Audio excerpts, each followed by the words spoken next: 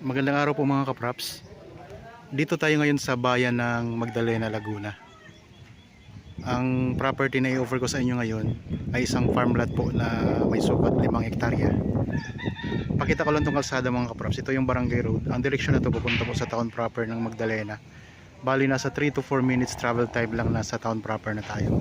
Tas ang property mula dito sa sementadong Barangay Road ay nasa 50 meters lang po, o wala pa yata, mga 40 meters lang yata mga kapraps. Ayan lang po kasi ang property yung i-offer ko. Ito po ay 5 hectares ha. So mula dito lakarin natin mga kapraps, pasok na po ang sasakyan dito. Malapad po kasi itong right of way, kaso nga lang po hindi pa sementado yung kabila.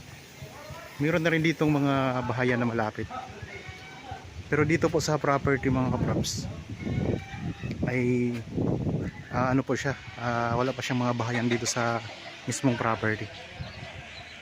Yan. Nasa 4 meters po ang lapad mga kapraps nito, kaya kasyang-kasyang yung sasakyan. Ako nga po pala si Buds, ang inyong mga kasama para sa virtual viewing sa mga property. Meron na ditong linya ng kuryente at saka tubig. Yan, ito na po ang property mismo mga kapraps. Oh. Yan. So libutin natin to para makita nyo po ang mga tanim dito. Yan, ang mga tanim po, yan, kita na natin, may mga puno ng mangga, may mga niyog din po, saging, at meron tong sapa sa gilid mga kapraps diyan. May sapa po ito. So 5 hektarya ito mga kapraps ha. Dito sa area na to, may mga rambutan po ang tanim, saging, tapos meron din mga puno na mahogany. Farmland po ito mga kapraps. May mga mountain views din tayong matatanaw. Ayun. So kaso lang po di natin matatanaw ang lahat, gawa ng medyo makulimlim ngayon. Sa ngayon po, meron itong mga tanim na mga kamuting kahoy. Tinamnan po ng caretaker mga kapraps. Mag-ikot-ikot tayo. Habang kayo po ay nagpapahinga at nagre-relax dyan sa inyong kanya-kanyang pamamahay, samahan niyo po ako sa paglilibot dito sa property sa Magdalena, Laguna. Ang Magdalena mga kapraps ay katabi po ng bayan ng Liliw, Mahayhay, Pagsanhan. Malapit lang din po ito sa Santa Cruz, malapit lang din sa Nagcarlan, malapit lang din po ito sa Kalawan. Tapos ito ay may, kung makarating kayo sa bayan mismo ng Magdalena, meron itong simbahan na napakaganda. Bali marami ditong napunta ng mga kagaya nito ngayon, magmamahal na araw. Kasi ngayon mga kapraps ay ang petsa ngayon ay March 8, 2026. So malapit na po ang mahal na araw. Ito yung sapaw. Maghanap lang tayo ng access para mapakita ko sa inyo yung mismong gilid ng sapaw, yung mismong sapa. Sa area na to, ayan, tinamnan nila lang. May mga tanim na papaya, mga niyog. Pwede kayo magtanim dito ng mga gulay mga kapraps, kasi maganda yung lupa, mataba ang lupa dito. Tayo ngayon sa may gilid ng property. Ang boundary kasi nito sapa. So ayan lang po ang boundary mga kapraps. Dito ako dumaan sa gilid kasi ikutin natin tayo. Malawak kasi ito mga kapraps. Sa mga viewers ngayon na naghahanap din ng property na gustong gawing investment, pwede po kayong manood or mamili sa aking mga nakapost dito sa YouTube channel, para malay niyo po dito kayo makapamili sa amin sa posting namin. Yan, maraming kawayan dito mga kapraps.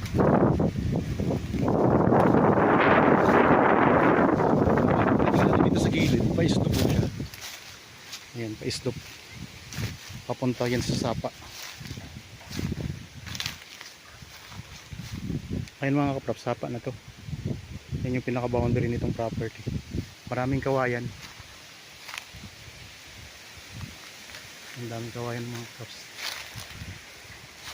Medyo mahangin ngayon. Limlim ang lakad.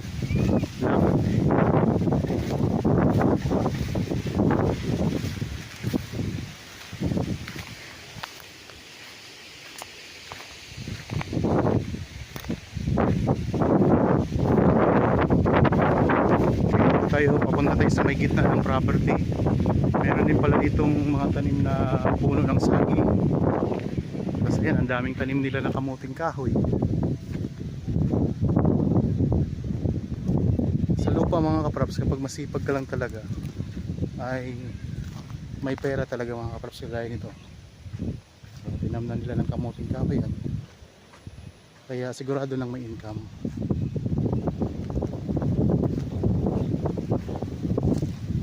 Pagdating natin dito sa tabi ng mga tanim na tumuting kahoy, meron silang mga tanim na papaya naman.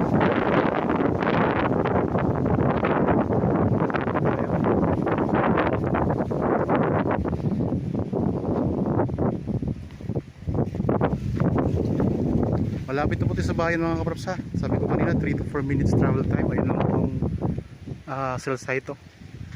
Bayan na po kasi yan.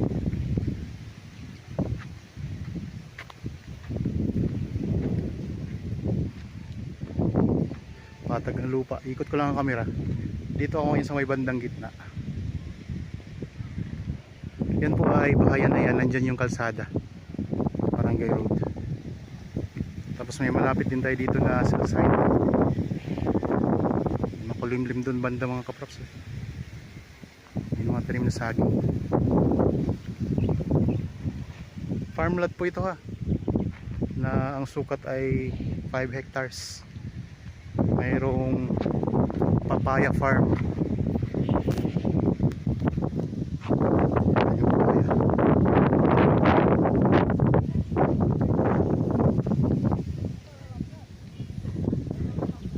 Ang sipag na caretaker dito mga kapraps. Dami niyang naitanim sa property.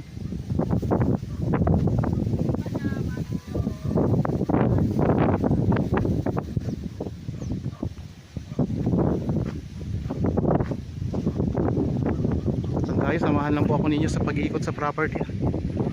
Yan, meron ditong kubo ang caretaker mga kapraps. Ayan, kubo niya.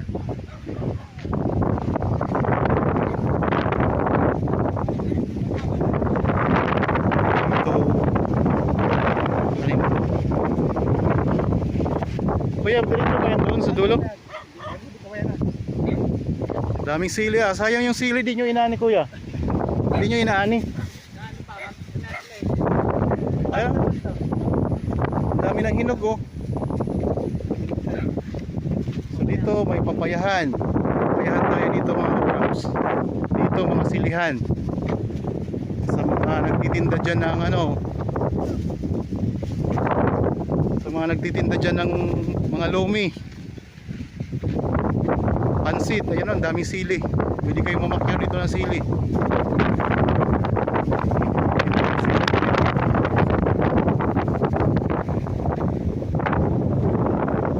Yan sili.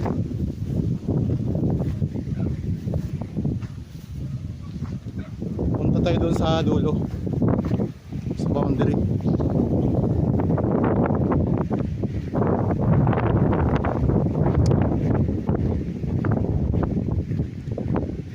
Dami ng hinog ng sili ah.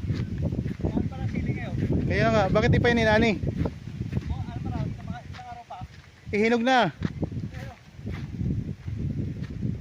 Magkano ngayon ang sili?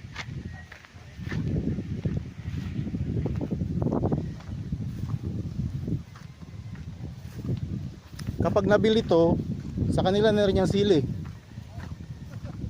Kayo na mag-aani niyan.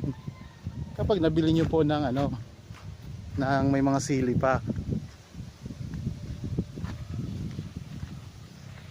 Yan, daming kawayan sa palibot to. Ikot na natin ang camera mga kapraps ha. Kung gusto nyo pong makita sa property, ayun lang po ang mga contact details natin.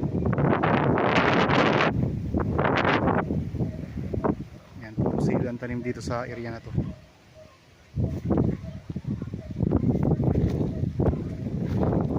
Diyan tayo. Ay, sa likod ng bahagi ng property. Kuya, meron diyang ano, mapupuntahan natin yung ilog, yung sapa.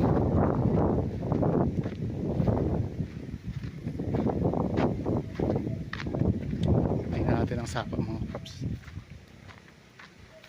Para napapalibutan siya ng sapa, no? Papupunta siya tubig. Oo. Doon, malaki. Malaki sama doon. Ang mga kaps, napapalibutan ng sapa. Pag ano, no? Wala doon sa pinanggalingan natin kanina, doon, no? Wala doon, palibot dito, may sapa. Dito may mga kawayanan. Yan, patay sapa mga kapraps. Kaya wala kayong problema dito sa tubig. Kailangan lang ninyo ng water pump mga kapraps para umakyat yung tubig.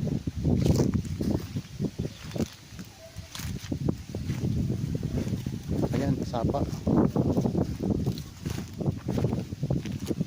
Boundary na yan, ano? So, boundary na tong sapa.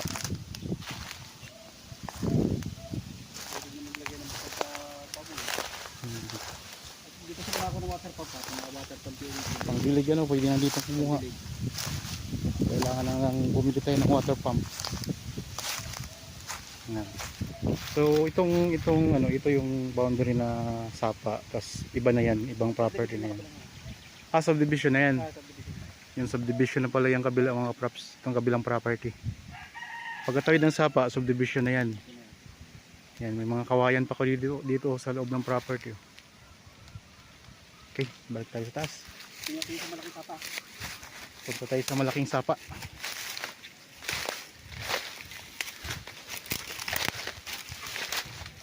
Oops.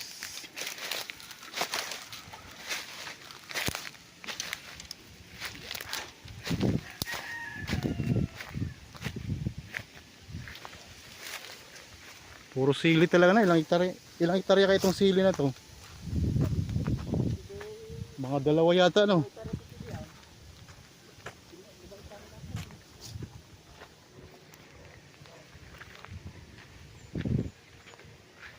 Malawak na silihan. Yan yung hawan na yan, yung mga tanim na sili, ayan yung boundary natin.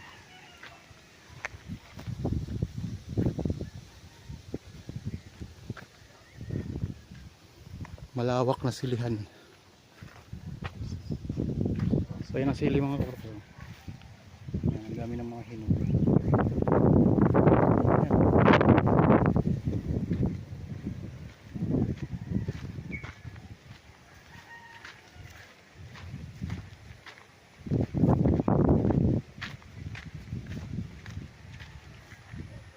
Yung mga rambutanan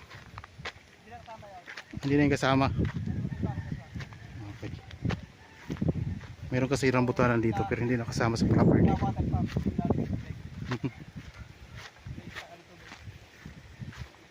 Meron dito silang iniistakan ng tubig kayan para sa mga pandilig.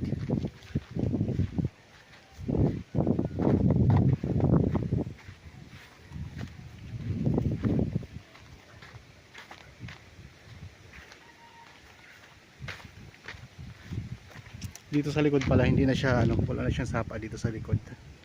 Yan na yung boundary, yung may bakod na yan.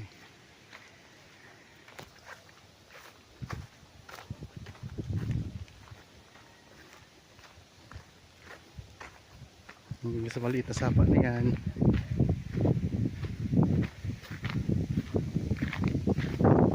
Dito tayo ngayon pa ng mga kaprops sa pinakalikod na part ng property.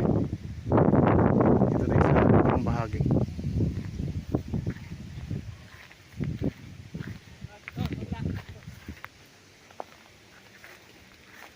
Tayo dito. Pakita ko sa inyo ang boundary dito sa kabila, dito sa sapa.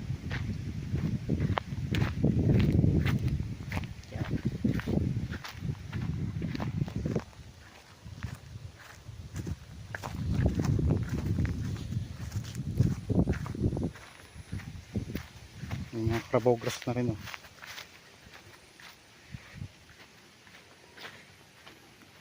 Yan, dito may pa-slope tayo na pupuntahan.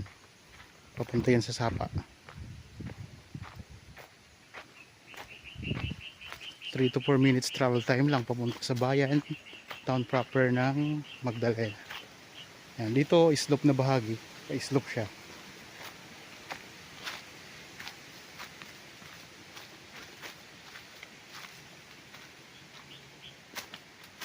Dito tayo sa may gilid, sa may left side, sa gilid ng property. Papunta lang tayo sa Sapa mga kapraps.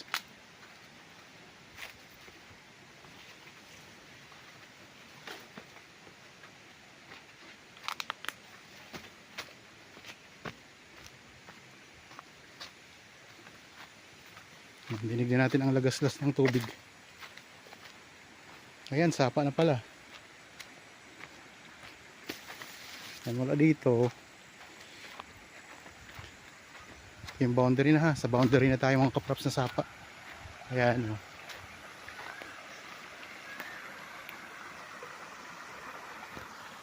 Boundary natin. Ganito tayo.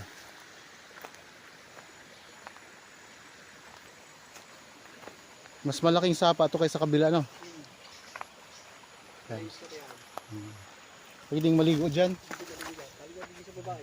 Okay. Hindi nila sa bundok din, kaya lumabo. Naulan kasi sa bundok kaya malabo yung tubig. Yan. Ito mga kapraps. Sapa. Boundary ng property. So ang property ito papunta dito. Yan. Dito tayo ngayon sa may likurang bahagi sa may gilid po ng property mga kapraps. Sa pinaka boundary na Sapa ng property na to. 5 hektarya. Ayan, daming kawayan no. Daming kawayan. So kaya malabo ang tubig ngayon kasi naulan po sa bundok. Galing kasi sa bundok ang tubig na umaagos dito. Kaya malabo yung tubig. Pero naliliguan po ito. Pwede kayong maligo dito. Lalo na pag malinaw na yung tubig. Okay, balik na tayo dito sa loob ng property.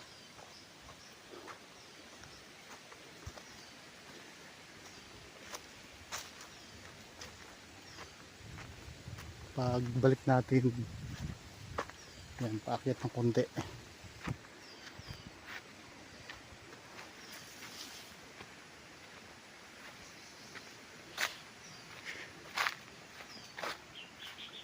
So kadalasan naman talaga pag may Sapa, medyo pa slope siya papunta doon sa Sapa o kaya sa ilog.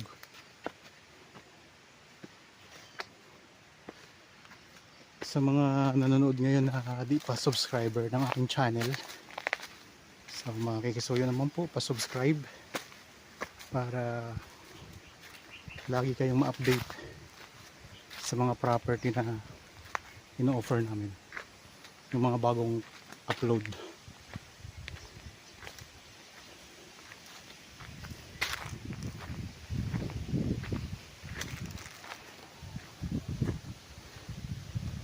Pag ganito tayo, Wala pa sila, wala sila. kaya baka na.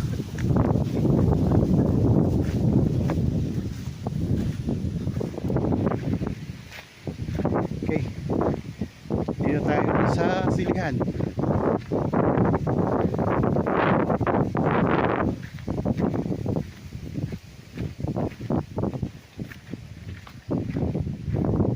Ito malawak itong iniikot natin.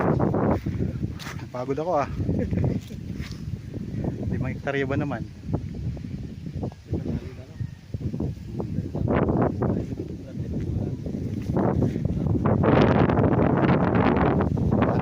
Ang gulayan talaga no.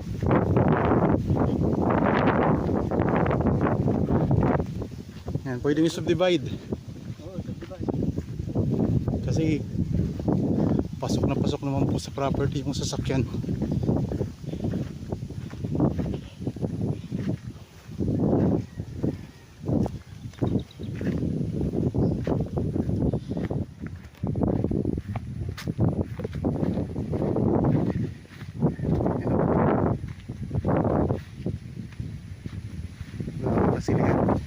mga lampas 2 hektarya yata ang silihan.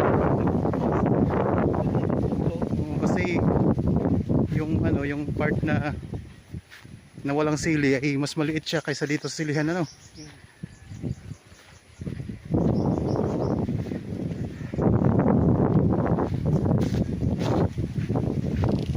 Yan na uli ang kubo ng caretaker mo, Paps.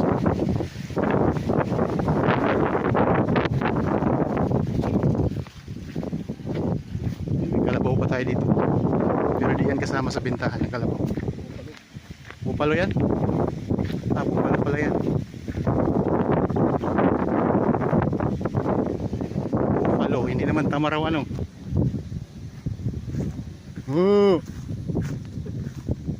O, kasama ka dito. Extra ka.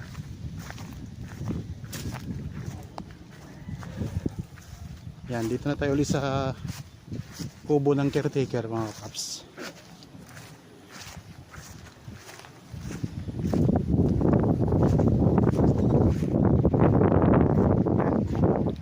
May puno ng langka.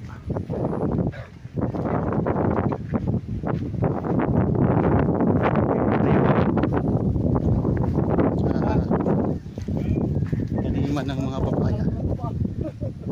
Okay. Ay, mga kapraps, pakita ko na sa inyo yung property. Napakita ko na yung boundary, nasapa, silihan, mga papaya. Okay, sana nagustuhan nyo po itong property na ino-offer ko. Para po sa mga bago pa lang sa aking channel at napadaan lang po dito sa aking channel, huwag nyo pong kalimutang mag-subscribe at pindutin na rin po ang notification bell para maging updated kayo sa mga bagong property na i-offer namin. Salamat po, lagi tayong mag-iingat at God bless po sa ating lahat, mga kaprops.